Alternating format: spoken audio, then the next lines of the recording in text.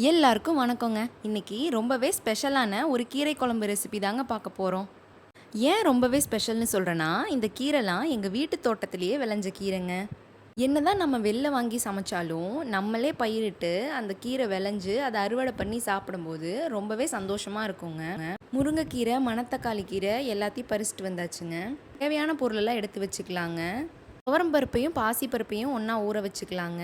வெங்காயம், தக்காளி, பூண்டு, குழம்பு மிளகாய்த்தூள், மஞ்சத்தூள், கடுகு, சீரகம், கருவேப்பிலை எல்லாமே எடுத்து ரெடியாக வச்சுக்கலாங்க. குக்கர் அடுப்பில் வச்சு தேவையான அளவுக்கு எண்ணெய் விட்டதுக்கப்புறமா கடுகையும் சீரகமையும் ஆட் பண்ணிக்கலாங்க. கடுகு பொரிஞ்சதுக்கப்புறமா கருவேப்பிலை ஆட் பண்ணிக்கலாங்க. ஒரு கை அளவுக்கு சின்ன வெங்காயத்தையும் கட் பண்ணி சேர்த்துக்கலாங்க.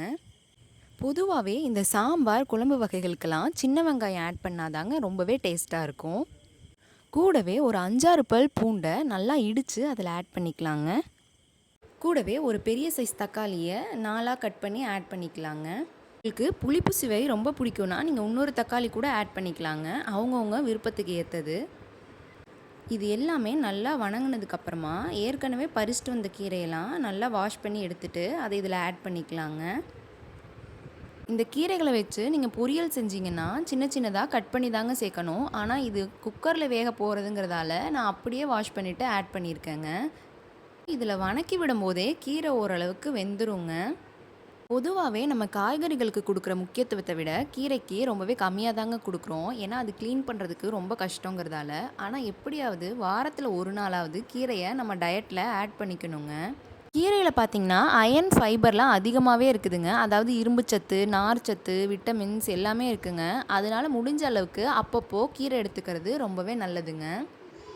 இப்போ பார்த்திங்கன்னா துவரம்பருப்பையும் பாசிப்பருப்பையும் ஏற்கனவே தண்ணியில் போட்டு நல்லா ஊற வச்சுருந்தோங்க. அதையும் இதில் ஆட் பண்ணி நல்லா வணக்கி விட்டுக்கலாம். கொஞ்சமாக மஞ்சத்தூள் ஆட் பண்ணி எல்லாத்தையும் நல்லா மிக்ஸ் பண்ணிக்கலாங்க.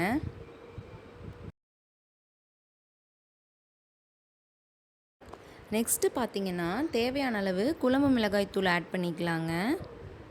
குழம்பு மிளகாய்த்தூள் பார்த்திங்கன்னா வீட்லேயே ரெடி பண்ணதுங்க. இதோட ரெசிபி வேணும்னாலும் மறக்காமல் கமெண்ட் பண்ணுங்கள். நான் கண்டிப்பாக இன்னொரு வீடியோவில் ஷேர் பண்ணுறேன். மிளகாய்த்தூள் சேர்த்ததுக்கப்புறமா தேவையான அளவுக்கு உப்பு சேர்த்து எல்லாத்தையும் ஒன்றா நல்லா கலந்து விட்டுக்கலாங்க. தேவையான எல்லாமே ஆட் பண்ணதுக்கப்புறமா நல்லா கலந்து விட்டுக்கலாங்க. அதோட பச்சை வாசனை போகிற வரைக்கும் நல்லா மிக்ஸ் பண்ணி விட்டுக்கலாம். பாசிப்பருப்பையும் துவரம்பருப்பையும் நம்ம குழம்பு செய்ய ஸ்டார்ட் பண்ணுறதுக்கு தேவையான பொருளை எடுத்து வைப்போம் இல்லையா, அப்போவே ஊற வச்சுருங்க. ஏன்னா அது எந்தளவுக்கு ஊறி இருக்கோ அப்போ தான் நல்லா வேகும். நல்லா வெந்தாதாங்க கீரையோட சேர்ந்து கடைஞ்சி விடும்போது நல்லா குலைவாக இருக்கும். பார்த்திங்கன்னா எல்லாமே ஓரளவுக்கு நல்லா மிக்ஸ் பண்ணியாச்சு. இதில் தேவையான அளவுக்கு பெருங்காயத்தூளை ஆட் பண்ணி நல்லா மிக்ஸ் பண்ணிக்கலாங்க. எல்லாமே நல்லா வெந்ததுக்கப்புறமா தேவையான அளவுக்கு தண்ணி ஆட் பண்ணிக்கலாங்க.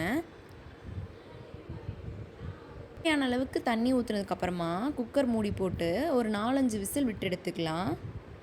4-5 விசில் வந்து குக்கர் வெயிட் ஆறுனதுக்கப்புறம் குழம்பு பார்த்திங்கன்னா இப்படி தாங்க இருக்கும். இது நல்லா வெந்ததுக்கப்புறம் கரண்டியை போட்டு நல்லா மசிச்சு விட்டுடலாம். அப்படி இல்லைன்னா பருப்பு கடையிற மத்த வச்சு கூட நல்லா கடைஞ்சி எடுத்துக்கலாம்.